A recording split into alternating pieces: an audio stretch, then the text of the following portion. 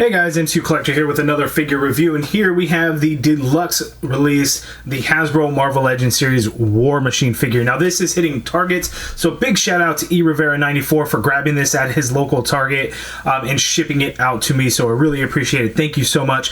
Looking at the package, loaded with all kinds of accessories, awesome things going on. We have this awesome War Machine logo down there at the bottom. We got that Air Force logo there up at the top representing War Machine. Side artwork looks just absolutely amazing. I really like what Hasbro does on the side art packages, because some of them just knock it out of the park and really help make the packaging stand out. There is a look at the back of the package with some of the features like that fire blast off stand, the Rhodey heads. The bio for him reads, Colonel James Rhodey Rhodes unleashes a torrent of explosive devastation from the air as War Machine. So fairly generic, but you know, not bad. But here is the UPC for you guys there if you guys want to try and look it up.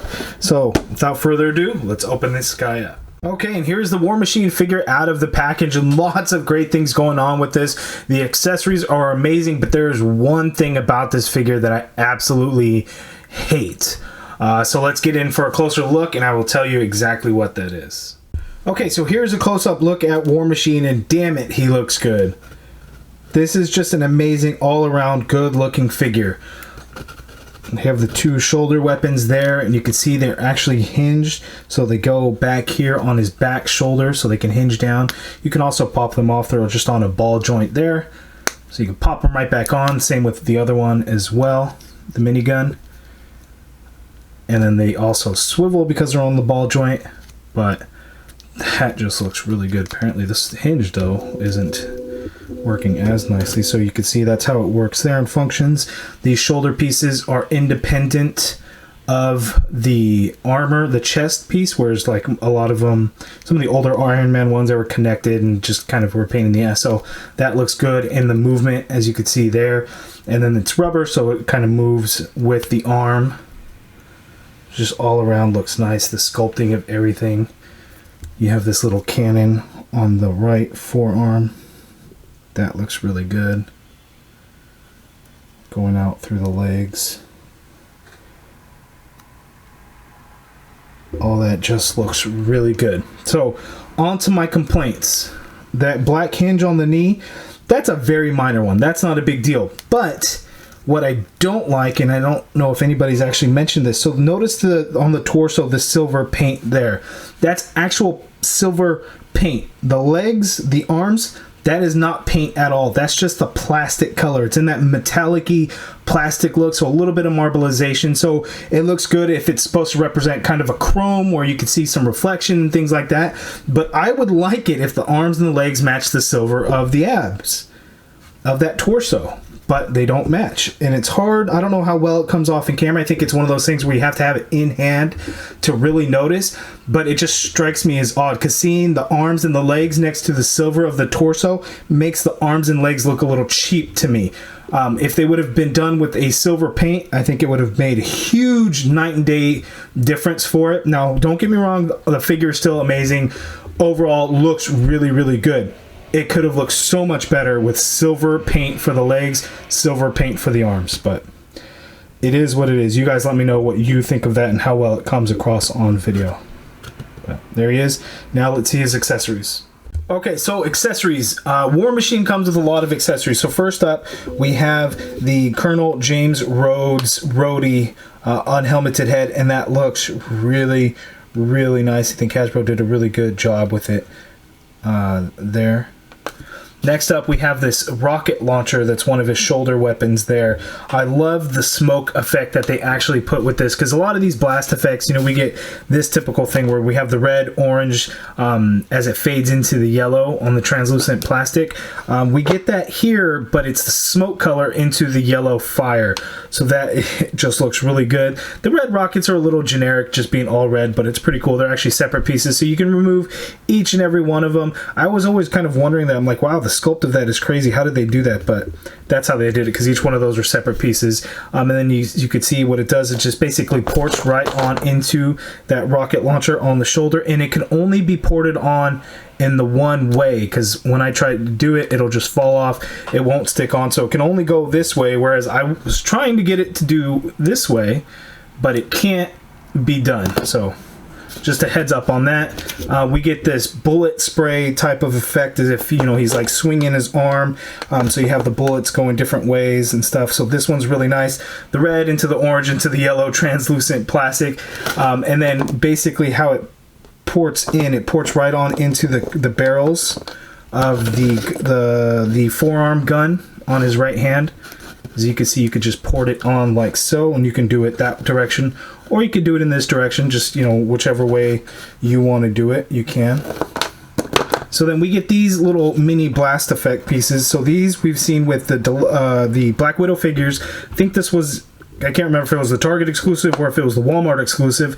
They're not exactly the same, because there's two different lengths, as you can see there. And then what these do is on the forearm gun, you could just port them in each one, and you could do both if you wanted to, but they're just a little overlap, and then you're definitely just not shooting straight, so you could do that like so. And then we also get that same smoke effect that came, maybe this one was the Target exclusive, and then those blast effects were the Walmart exclusive. So you can actually just port these on into that cannon as well, and it could look like he had just finished firing and that it's still smoking hot, so that is pretty cool. And then the minigun on his left shoulder, we have this blast effect there, and it just ports right over the barrel, plugs in, so it looks like it's shooting off like that. That is pretty cool. And then we have the blast off effect, and this is not new. We saw this with the Walgreens exclusive Iron Man 2020.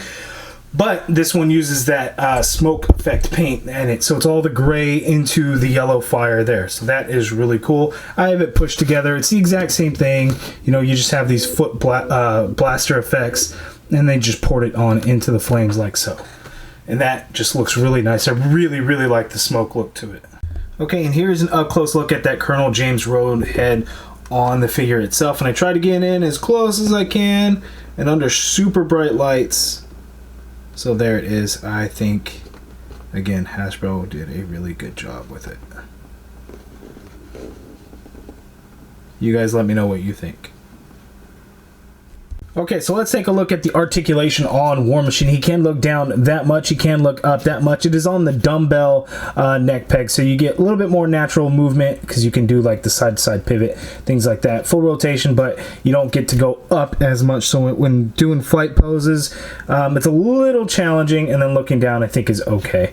Not so much an issue there. You can get the shoulders to go up that high, and then the shoulder piece really doesn't hinder it. You can still do the full rotation because that shoulder piece is actually on the shoulder, so it does not get in the way. There is the upper bicep swivel. You have the double jointed elbow like so, and I'll get in closer after this articulation to talk about the fact that the elbow is actually using that new pinless technology. The wrists swivel and they hinge, but mine, instead of hinging, just popped right on out for some reason. He has an ab crunch, so he can crunch down forward that much, so not a whole lot. You can crunch back tiny bit, not a whole lot. There's a waist swivel there. Legs go out that far apart, so that's actually really good. He can kick forward that high. Doesn't really go back. He has the upper thigh cut, which is a little stiff on mine. Double jointed knee, which works out really well there. His foot hinge goes down that much, which is good. Goes up only a tiny bit. Ankle pivot, peg holes at the bottom of the feet. There's no boot swivel or anything like that. So decent articulation. Definitely can't complain about it. And then another thing, again, the articulation on these weapons. As you can see, I switched them around because they're just on the ball peg. You can move them around any which way you want. But now let's get in for a closer look at the pinless elbow. It is not on the legs, just the elbow.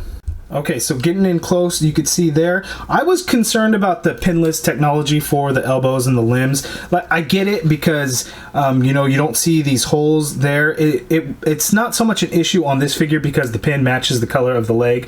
But definitely on other figures like Spider-Man with his inner arms, you know, having the red peg over the blue of the suit, it's definitely an issue. But here, It seems to hold out pretty well. You know, I'm not sure exactly how it's done. I'm sure it's just kind of like pegged in there. So if you warm it up, I'm sure you could kind of pop it apart, things like that. So it might be easier for customizers even, but definitely looks better because you get a nice cleaner look to it. So that is good, but I don't see any functionality issues or anything like that. So, you know, I think eventually all figures will go to the pinless tech, but right now I think it's reserved for like deluxe releases and the higher price figures like the anniversary line, because we're paying more for them already. And then eventually I'm sure it'll start going on into the regular line with other figures, but it does look pretty good. So happy with it. Okay, so side by side we have our classic Iron Man from the Marvel 80 years anniversary line last year. We have the classic new Deluxe War Machine and the Iron Man 2020 because they're all similar. They are definitely not the same though. And I did think War Machine was going to be a lot of the same parts as Iron Man, but because of the new pin tech, you know, the arms aren't going to even be the same. The only thing that is the same is actually the upper legs and these hip pieces. Other than that, 100% new. I mean, well, the hands I think are reused as well. Let me see. Yeah, the hands are reused as well. So upper thighs and the same hands. Other than that, there is it is all new sculpt. So, you know, 90% new sculpt, all kinds of accessories. That's gonna, I guess, justify that $30 price. I don't mind paying it. I'm curious to know what you guys think of the deluxe figures. Are you okay paying $30? It seems like most of the figures sell well, except for the Deluxe Black Widow, which is too bad because you get this awesome fight stand with that figure. So I guess it's just all on preference. I don't mind paying the $30 because I think you get a lot for your money, especially with the bigger figures that are like Build-A-Figure size and things like that. So I'm very pleased with it. Okay, and here's War Machine next to the Marvel Legends Stan Lee figure. And just for the fun of it, I have the Iron Man 2 War Machine armor, the War Machine Mark II armor from Avengers Age of Ultron, and the Mark III from Captain America Civil War. These three are the movie accurate suits. I didn't include the one from Endgame, which wasn't actually in the movie, so I didn't want to include it. And then I didn't include the 2 Iron Patriot figures, but here they are. And then the comic one is actually the bulkiest of all of them, even compared to the Mark III Civil War suit. And there is War Machine actually utilizing those blast effects, and that looks pretty good. But the more I look at it, I kind of wish the feet would have been a little bit more closer together, because if you're going to look at Iron Man and War Machine taking off, I think their feet are a little bit more closer together as they actually blast off, but I don't think there's any other way to have done it to really get it to balance properly. But I do like the way it looks. Just the smoke color really sets this one apart compared to the Iron Man 2020 Walgreens exclusive version. And he fell down. Okay, so keep an eye on the balance. Okay, so here are my final thoughts on this War Machine Deluxe figure. I think it's a great figure. I don't mind the $30 because I think we get so much going into the figure that it justifies the price for me. Could be different for you guys. You guys let me know down in the comments below. Unfortunately, I don't have the Toy Biz version to do a comparison, but the Toy Biz one I know is similar in a lot of ways. But again, sorry guys, I don't have that. You guys let me know what you think of this figure overall and everything. Have you picked it up? Have you seen it in your Target stores yet? It still has not hit the West Coast where I am, but again, thank you to Rivera94 for sending it out to me. Link to his YouTube channel and Instagram down in the video description below. If you guys liked the video, please do me a favor, hit that thumbs up button, subscribe if you haven't already done so, and as always, thank you for watching.